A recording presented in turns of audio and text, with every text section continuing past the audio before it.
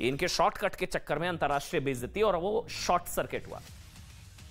तो शॉर्टकट से short circuit की बात करने के बाद अब आम आदमी पार्टी की बात करते हैं, जो शॉर्टकट की राजनीति पे ज्यादा जिनका भरोसा रहता है। गुजरात चुनाव में हार और सिर्फ 5 सीटें लाने के बाद भी आम आदमी पार्टी का दावा है वो इसलिए खुश है क्योंकि अब राष्ट्रीय पार्टी का दर्जा मिलने जा रहा है आम आदमी पार्टी को। राष्ट्रीय पार्टी, आम आदमी पार्टी 8वीं राष्ट्रीय पार्टी मतलब बनने जा रही है। यह बताया जा रहा है कि जल्दी दर्जा मिल सकता है राष्ट्रीय पार्टी का। अरविंद केजरीवाल ने कहा है कि यह बड़ी उपलब्धि इसलिए क्योंकि महज 10 साल में आम आदमी पार्टी राष्ट्रीय पार्टी बन गई है। पहले आप अरविंद केजरीवाल का बयान सुनिए, फिर एक दिलचस्प तथ्य राष्ट्रीय पार्टियों से जुड़ा हम आपको बताएंगे। सभी आम आदमी पार्टी के कार्यकर्ताओं को, सभी देशवासियों को बहुत बहुत बधाई। आपकी आम आदमी पार्टी आज राष्ट्रीय पार्टी बन गई है। आम आदमी पार्टी के लिए 10 साल में राष्ट्रीय पार्टी का दर्जा मिलना बड़ी उपलब्धि है, यह अरविंद केजरीवाल ने बताया। लेकिन भारतीय जनसंघ, अब फैक्ट्स की बात करेंगे। भारतीय जनसंघ और एनसीपी 2 ऐसी पार्टियां हैं जो ये उपलब्धि 1 साल या उससे भी कम वक्त में हासिल कर चुकी है। तो अरविंद केजरीवाल ने कहा कि 10 साल में राष्ट्रीय पार्टी बनना एक बड़ी उपलब्धि है। भारतीय जनसंघ और एनसीपी 2 ऐसी पार्टियां हैं जो ये उपलब्धि 1 साल या उससे भी कम वक्त में हासिल कर चुकी हैं।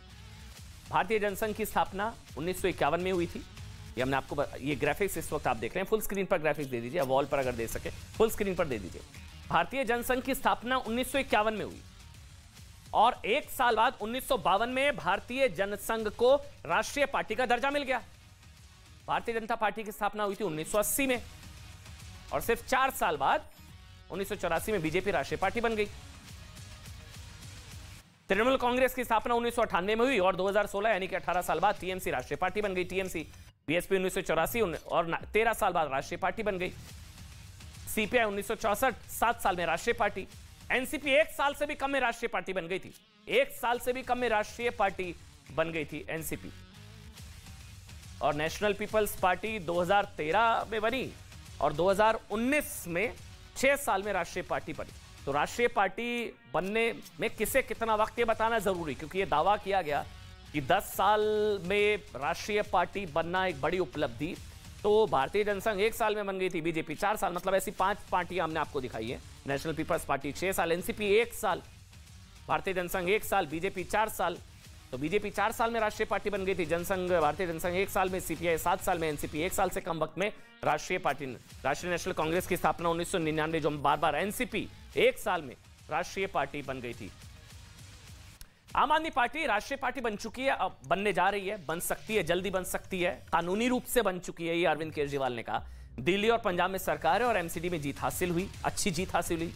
लेकिन क्या इतना 2024 में मोदी बनाम केजरीवाल के लिए काफी है? एमसीडी चुनाव के बाद यह दावा किया गया कि आम आदमी पार्टी ने यह दावा किया कि 2024 में मुकाबला मोदी और अरविंद केजरीवाल के बीच होगा। लेकिन आम आदमी पार्टी के इस दावे में कितना दम है, इसके लिए हम आपको फुल स्क्रीन पर एक बार ग्राफिक्स दिखा दीजिए। एक और दिलचस्प आंकड़ा जानकारी शेयर करते हैं। आम आदमी पार्टी ने कहां-कहां हाल फिलहाल चुनाव लड़े इस साल में, 2022 की अगर बात करें, 5 राज्यों में चुनाव लड़े, कहां-कहां कितनी जमानतें जब्त हुई है, उसका आंकड़ा है ये। एक बार आंकड़ा आप देख लीजिए, आपको समझ आ जाएगा। गुजरात में 71% सीटों पर जमानत जब्त, यूपी में 100% सीटों पर जमानत जब्त, हरियाणा में 100% सीटों पर जमानत जब्त, गोवा में 90% सीटों पर जमानत जब्त, हिमाचल में 100% सीटों पर जमानत जब्त। अभी जो चुनाव हुए हिमाचल में 67, उसमें 100% सीटों पर जमानत जब्त हुई है। दावा है 24 में केजरीवाल, मोदी बनाम केजरीवाल होगा।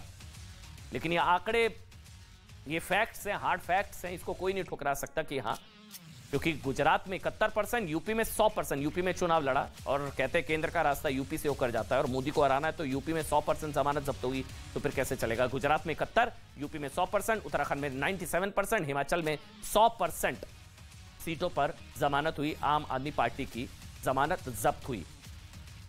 हालांकि अरविंद केजरीवाल का दावा है कि 13% वोट बैंक, जो कि प्रधानमंत्री नरेंद्र मोदी और अमित शाह का अभेद्य किला, वहां पर 13% वोट हासिल करना एक बड़ी उपलब्धि है।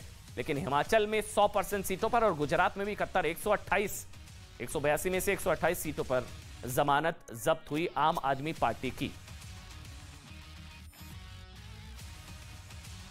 आगे बढ़ते हैं नेताओं के चरित्र के बाद, अब बात हमारे देश के लोगों की चरित्र की बात करेंगे।